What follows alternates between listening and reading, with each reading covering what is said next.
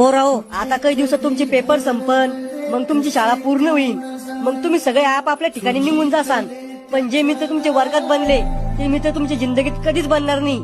आयुष्यात तुम्ही लय पैसा कमवसान, पण हे दिवस तुम्हाला कोटी रुपये देऊन बी वापस भेटणार नाही. सर, मी किती बी मोठा झालो ना तरी तुम्हाला विसरणार नाही. बाळा हो, तुमची शाळा पूर्ण झाल्यावर आयुष्य तुमची परीक्षा घ्यायला सुरुवात करन. कधी तुम्हाला पाडन, कधी तुम्हाला रडवण, कधी तुम्हाला हसवण, कधी तुमच्या वयापेक्षा जास्त दुःख देईन. आणि या सुखादुःखाच्या खेळात तुम्ही मला विसरून जासाल. नाही सर, असं कधीच नाही होणार. बाळा हो, वेळेबरोबर तुम्हाला बी बदलणं पडन. पण आयुष्यात कधी शाळेतला मित्र दिसला ना, तर त्याला भेटा, त्याला बोला. कारण हे आयुष्य कधी संपन कोणाला माहित नाही.